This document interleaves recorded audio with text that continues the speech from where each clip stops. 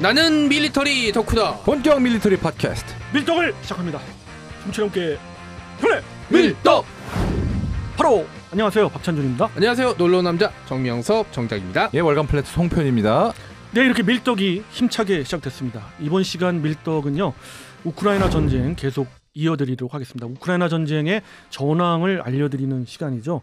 저희들이 2주 간격으로 녹음 시간에 녹음을 하고 있기 때문에 전황 부분이 조금 더딘 부분도 있고, 그런데 종합적으로 한번 일러드리도록 하겠습니다. 5월 9일 지금 현재 73일차 되는 전황을 말씀드리면, 우선 하르키우 부분부터 쭉 해서 말씀드리겠습니다. 그 이전에 종합적으로 한번 이 전황 부분을 설명드리는 거를 한번 이야기 드리도록 하겠습니다. 저희가 2주 전에 말씀드리기를 하르키우 부근과 이지움 부근에서 서로 간에 그 우크라이나와 러시아 간에 서로의 주력을 포위하려는 그런 움직임이 있고, 돈바스 지역의 그 전차전이 벌어질 개연성이 크다, 이렇게 말씀드리면서 날씨 관계가 조금의 변수가 되겠다까지 말씀드렸어요. 그렇죠. 결국 이 부분에 있어서 그런 흐름대로 가더라고요. 그래서 어떻게 보면 우리가 전황을 잘 예측까지 한 부분인 것 같은데, 그와 관련해서의 전황은 하르키우 쪽에서는 오히려 우크라이나군이 역습을 했어요. 반격을 해서 93 기계화 여단하고 17 전차 여단이 연합을 해서 40km 이상까지 진격을 해서 거의 벨고로드 근처에 러시아 국경에 닿을 정도까지 왔습니다. 그러니까 말하자면 수복을 했다는 이야기고요. 그렇죠. 네. 이렇게 하는 이유 중에 하나가 이지움 부근에 툭 튀어져 나온 러시아군과, 그리고 루안스크 쪽에 있는 러시아군 전체를 포위해버리겠다라는 그 큰 그림을 그리고 있는 게 지금 현재 우크라이나군이고요. 러시아는 반대로 이지움 부근으로 접근하면서 그 이지움 남쪽에 있는 포비자를 함락을 시켜서 그 갈라지는 여러 그 도시 내지는 소규모 마을들을 축차적으로 점령하면서 결국은 도네츠크까지 이어져서 우크라이나 동부군의 주전력을 완전 포위시켰다. 그게 한 8만 되거든요. 그렇죠. 그 병력을 포위시키겠다는 큰 그림을 그리는 그러한 공방전이 이어지고 있습니다. 이 부분에 있어서 서로 치열하고 서로 치고받는 것이 지금의 전황입니다. 혹자들은 이 우크라이나군을 응원하는 분들은 이쪽 러시아 쪽의 어떤 전과나 이런 것들은 많이 스킵하시는데, 그렇지는 않고요. 러시아군도 사력을 다해서 우크라이나군을 포위하려고 나름대로의 작전을 짜고 있는데, 단 한계에 봉착해 가고 있다는 건 확실한 것 같아요. 예. 지금 뭐 러시아군 진격 속도가 하루에 몇백 미터밖에 안 되는 날도 많거든요, 지금. 그렇게 된 이유 중에 하나가 날씨 탓도 있죠. 주도로가 아니고 일반 흙토로 가면 라스푸티차의 영향을 받아서 진격이 안 돼요. 그렇죠. 거의 진흙이라면서요. 예, 그리고 전쟁 초반에 분명 말씀드렸지만 차륜형 장갑 차량도 마찬가지로 중국산 짝퉁 원래 군용 트럭이 한 1,000만 원짜리 타이어야면 중국제 트럭은 한 15만 원 정도 되거든요. 정말 싼 걸 쓰죠. 그리고 그래서 중국 회사에서 우리 건 그냥 스페어로 써라라고 얘기를 했는데 그거를 군용으로 메인 타이어로 쓴 왜냐하면은 제대로 된 메인 타이어는 누가 이 인마이 포켓 했거든요. 그 값을 누군가가. 네, 뭐 방송이기 때문에 우리들이 이제 우스갯소리로 또 이야기하고 그렇습니다만은 정말 이런 부분들에 있어서 우리가 강조하고 싶은 거는 방산비리잖아요. 네. 한마디로 제대로 된 타이어를 써야 되는데 그렇지 않은 거잖아요. 그렇죠. 그래서 이러한 부분들이 이런 전쟁, 준비한 된 이런 전쟁, 명분없는 이런 전쟁에서 그들의 패착으로 이어지고 있다라는 거 강조해드리고 싶고요.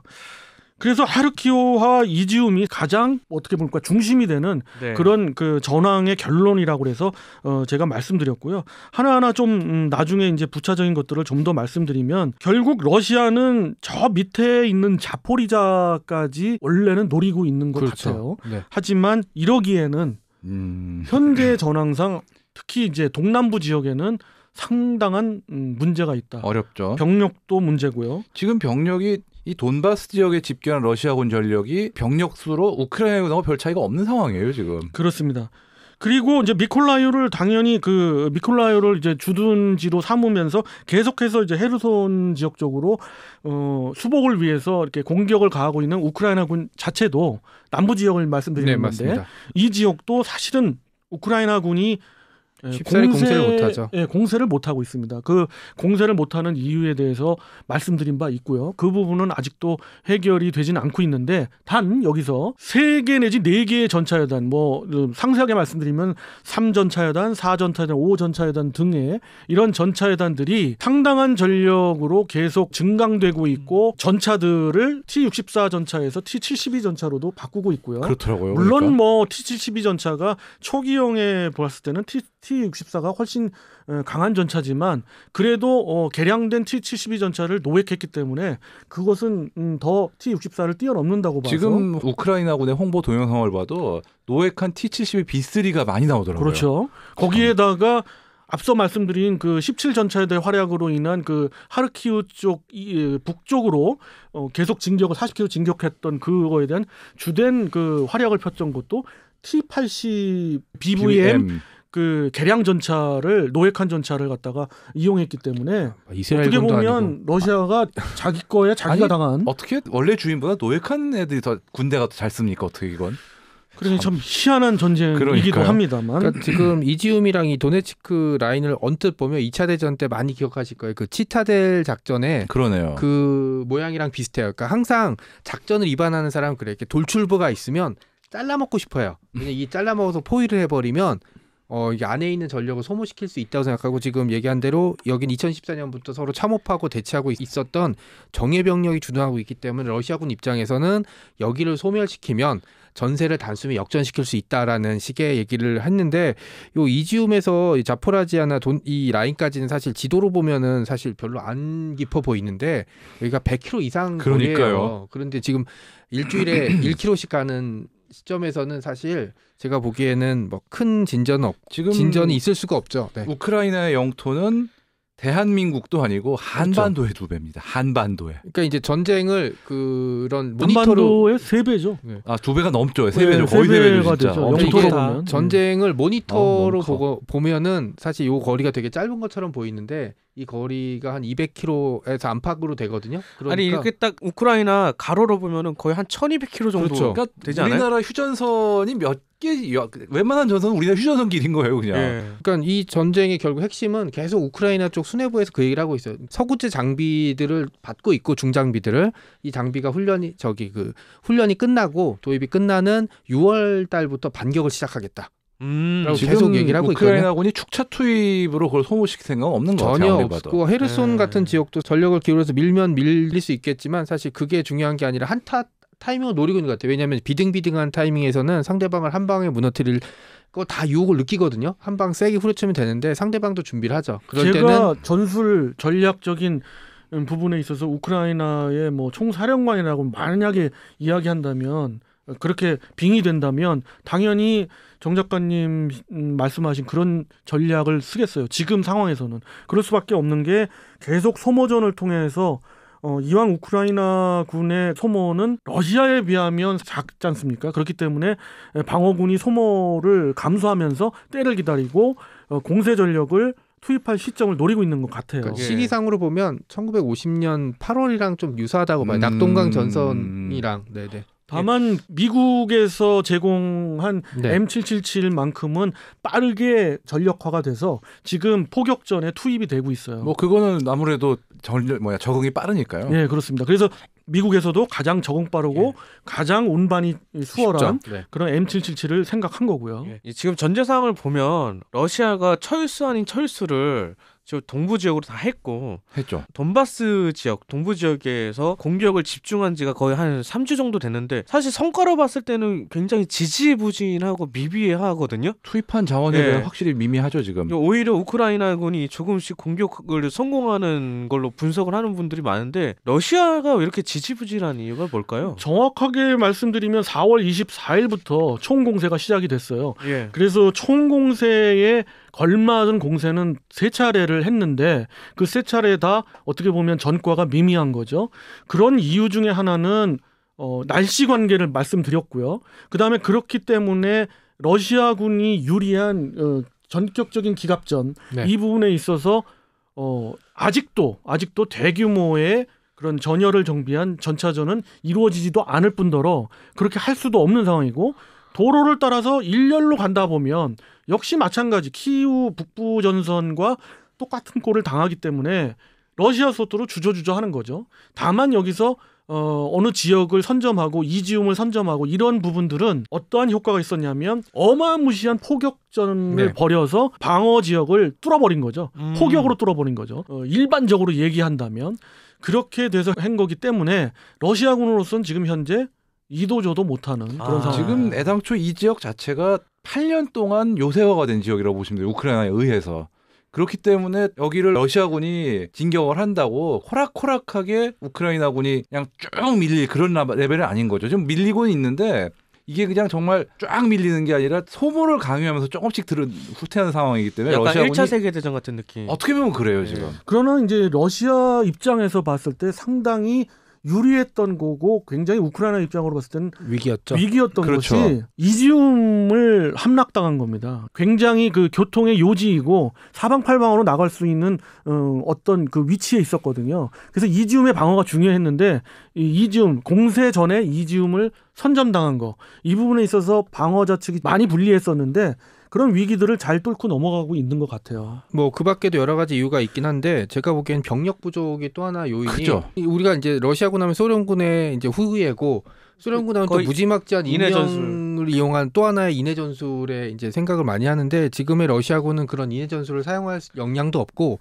그다음에 물자도 부족하고 뭐 많은 사람들이 뭐 전차를 10,000대를 축적했네, 뭐 총동원을 내리면 몇백만이 있네 그렇지만 그거는 그냥 전설의 일본 축구 1군 같은 얘기고요. 동원을 못하면 아무짝에 쓸모없고 5월 9일 날 한 가지 가능성이 총동원령을 내려서 인원을 데리고 오느냐인데 사실 그것도 못하고 있었죠. 예. 지금 인원 가지고 해야 되는데 여기도 좀 문제가 되는 게 자세히 보시면 러시아군 쪽 전사자 상당수가 동양 계통이에요.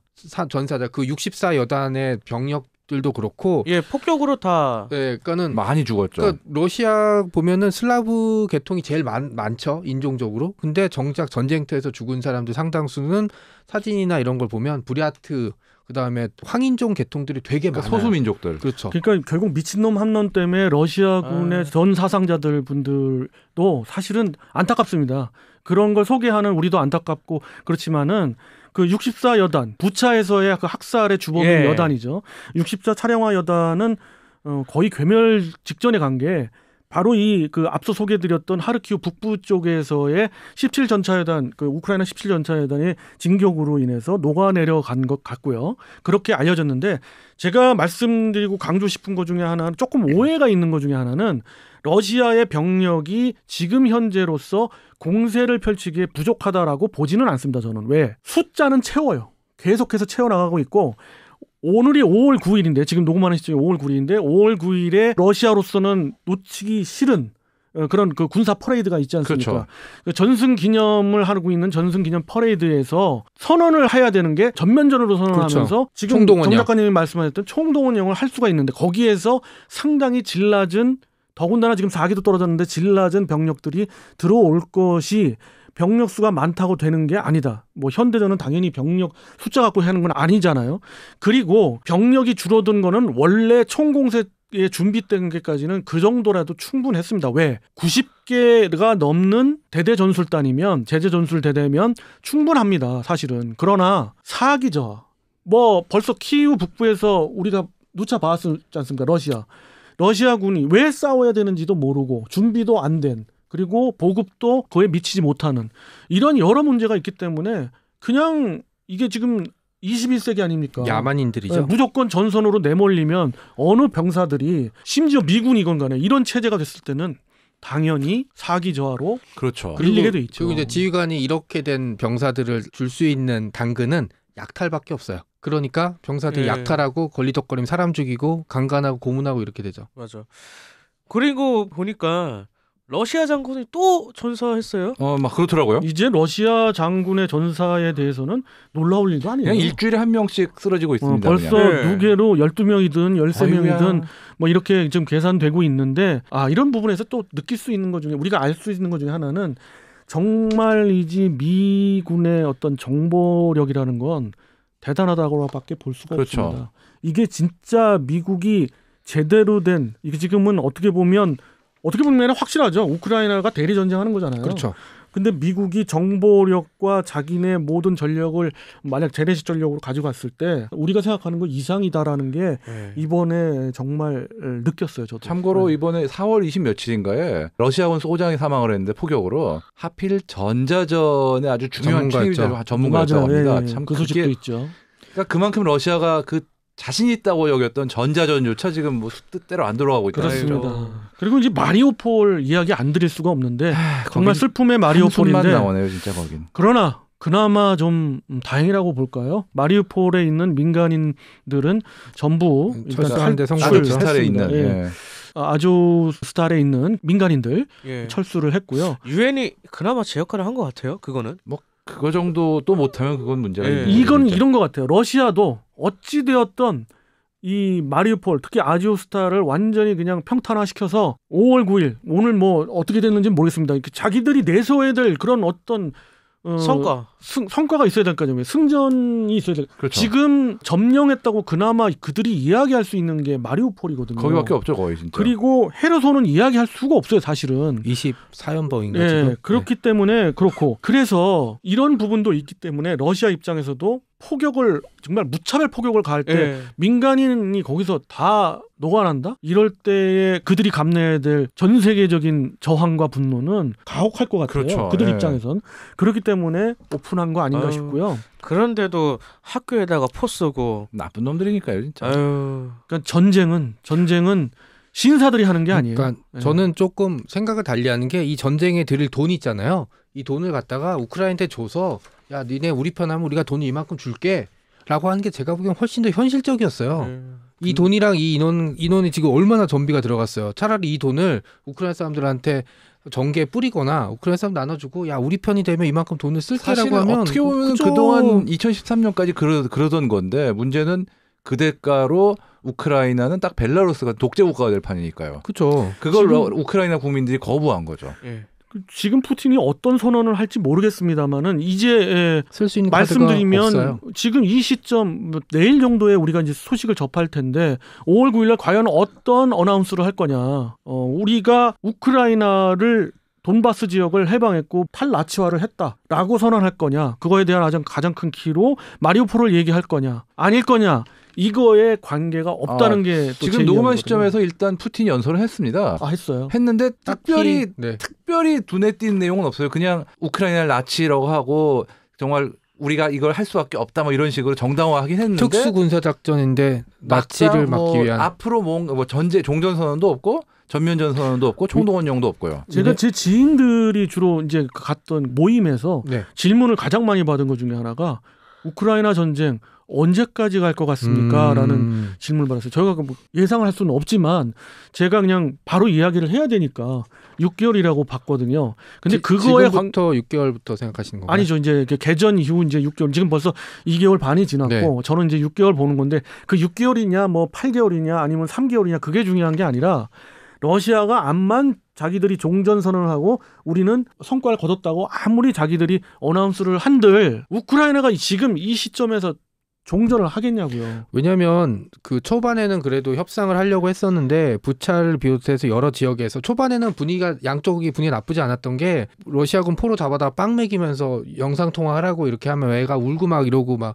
그 경찰서에 뭐 석유 달라고 왔다가 잡혀서 웃음거리 되고 끝났는데 분위기 바꿔진 게 이제 부차에서의 학살 그다음에 그 다른 지역에서의 이제 그 학살이랑 강간 이런 상황들이 벌어지면서 지금은 솔직히 우크라이나 국민 누구도 이 상태에서 전쟁을 끝내고 싶어 하진 않을 거예요. 지금 러시아 자체도 휴전 협상을 하면서 하는 척하면서 계속 안 하려고 하는 그게 확실히 역력해 보였거든요. 네. 이게 우크라이나에서는 지금 이왕 이렇게 된 거 차라리 크림반도까지 다시 우리가 회수하자 이런 분위기로 간다고 얘기를 들었거든요. 아 근데 그건 쉽진 않을 거예요. 그러니까 그러고 싶은 것과 현실적으로 그게 가능하냐는 또 다른 문제입니다. 그러니까 저는 제가 보기에는 불가하진 의지인 것 않다고 같아. 봐요. 예. 불가하진 않으나 지금 홍 편집장님 말씀에 그 현실적이지 않다는 것 중에 하나가 걸리는 게 뭐냐면 제가 강조하고 싶은 것 중에 하나인데 지금 이 시점에 푸틴이 엄청나게 몰려 있고 퇴로가 없잖아요. 이때 그는 딱 두 가지를 선택할 수 있을 것 같아요. 우선 하나가 총 공세를 거두고 이쯤에서 평화 협정을 빨리 맺는 거고요. 그렇죠. 그렇게끔 당근을 제시하고 나 요거만큼은 줘.